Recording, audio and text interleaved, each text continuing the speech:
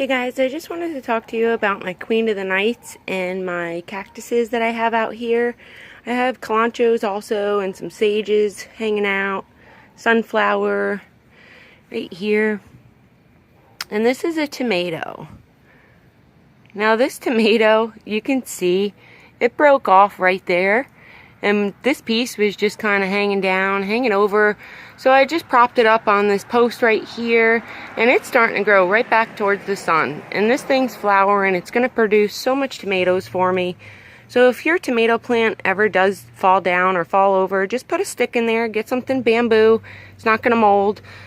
Get a string, some ties or something, tie it up on there, and find a post to set it on. And that's the best way to go. Now, all my tomatoes tend to get nutrients and eggshells. I will do another video on why I use eggshells in my garden. That is a basil hanging out. I put him there just because he wasn't doing too good, and he's just taking off now. I put the cup there. The reason why is so the bugs don't get to it too much. They kind of get deterred because of that cup. So if you want to plant something out in your garden and things are just getting to it and you don't want it drooping down on the soil or the grass, you know, just put a cup on it, cut out the bottom of it, flip it upside down, and put your basil right in there. You can plant it right in there. That's okay. Make sure the roots are all the way in the ground and you're fine. All these I usually keep on the dry side just because they're mostly cactuses. Now the tomato, sunflower, and my sage are the only ones that usually get, you know, quite a bit of water. Now I water those when the soil's completely dry. I just give them a good drench. I don't let it stay dry between waterings because they are regular plants. Now for my Queen of the Night, which is this one you see, these babies, I had propagated these babies from this big plant.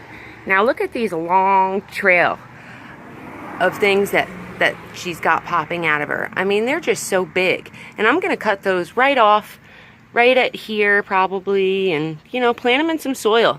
And that's exactly what I did to these. And look how big they are, guys. These have grown so much.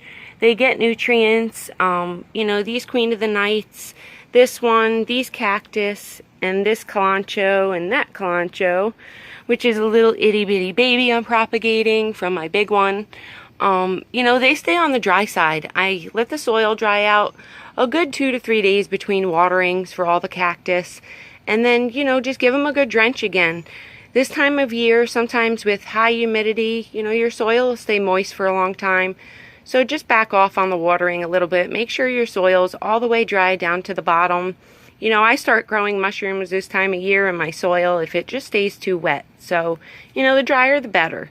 Especially for succulents. They just tend to rot in this high humidity, you know, heat with that soil staying wet for more than 3 or 4 days. So, you know, keep them in. These get, let me see, these get probably from 2 o'clock on till the sun goes down. They get bright, direct sunlight. They do great. I can't wait for these to flower.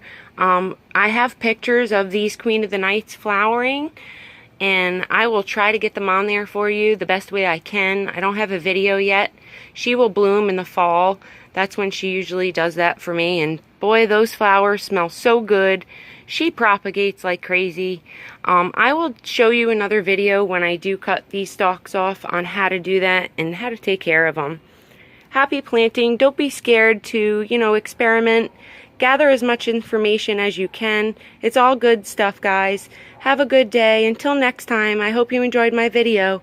Bye-bye.